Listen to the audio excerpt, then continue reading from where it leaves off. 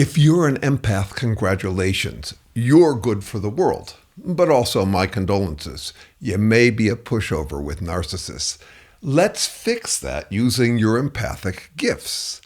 Empathy is the capacity to put yourself in other people's shoes and imagine what it's like for them. What's often overlooked is that savvy narcissists can do that too. They put themselves in other people's shoes just long enough to figure out how to get under their skin and trip them up.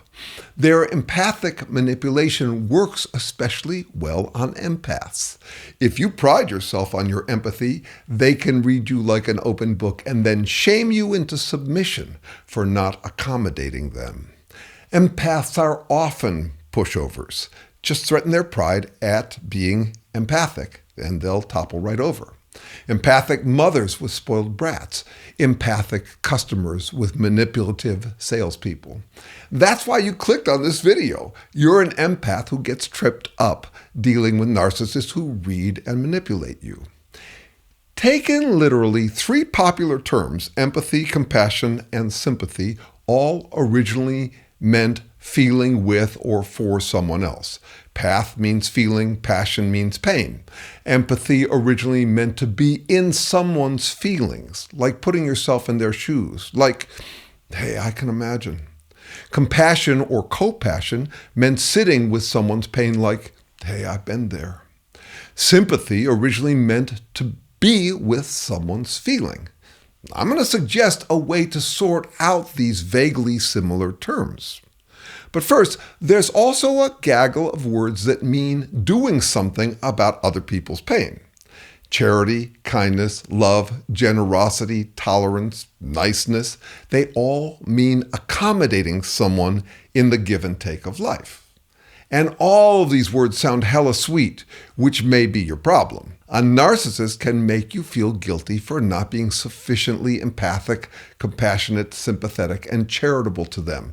In other words, not sweet, but sour to them. Shame on you for not giving and giving. So let's start there. First, should you always accommodate everyone as these sweet words suggest? I don't think so. It's give and take, not give and give. Love is not the answer, it's the question. Who deserves your accommodation in the give and take of life? Yeah, but what about the golden rule? Shouldn't everyone always accommodate everyone? Well, if everyone accommodated everyone, no one would be accommodated.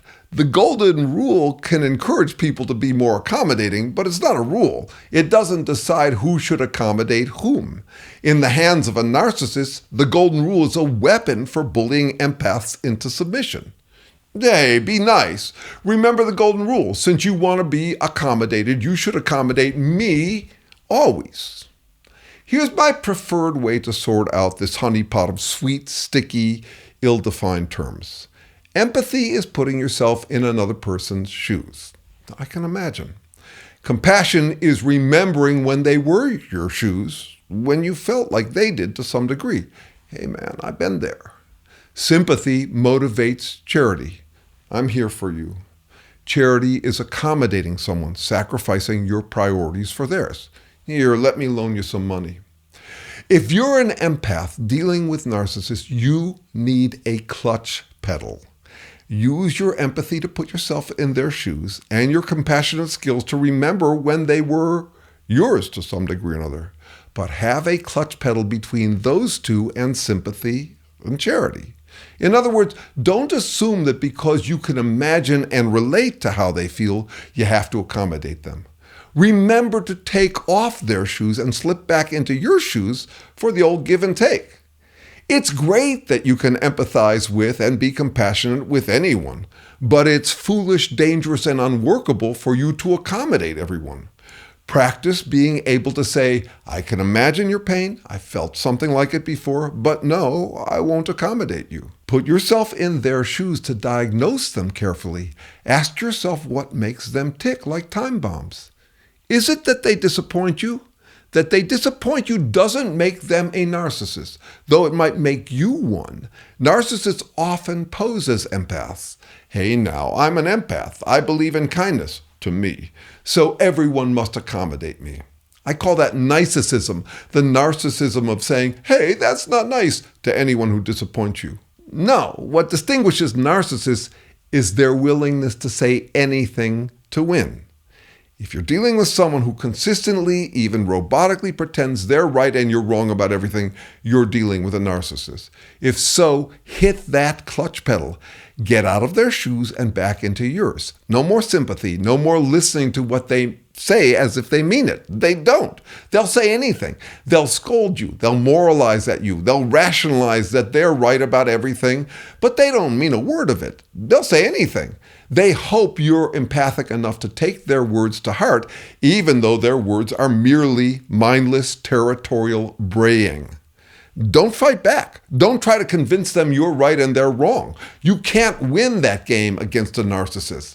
Don't appeal to their empathy either. You might hope they'll come around, but if they're true narcissists, it just makes you easier to beat. Here's my advice in a nutshell. Don't debate them.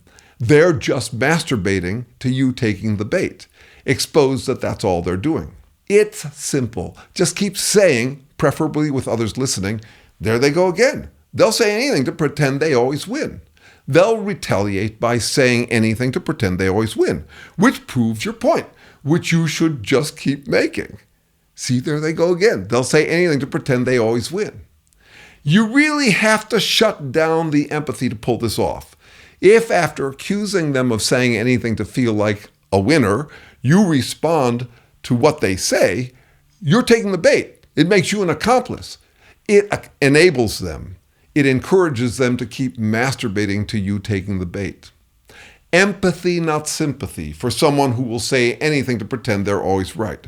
Slam that clutch pedal through the floorboard. Their narcissism isn't good for the world. Channel your empathy and sympathy towards others who have to deal with them. If you're a true empath, you'll do your part to disarm their narcissism. Okay, but what does it mean to disarm a narcissist? You might hope that they'll soften right up and drop their moralizing, rationalizing word salad weapons, but they won't, not if they're really narcissists.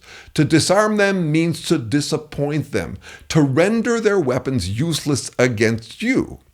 Chances are they'll go be narcissistic at someone else, but you will have done your part, especially if you've exposed that they'll say anything to pretend they always win. It's simple. Use your empathy to diagnose them. Then use your empathy towards others to overcome the risk of sympathy towards them. Here's a little ditty I wrote, an empath anthem for dealing with narcissists.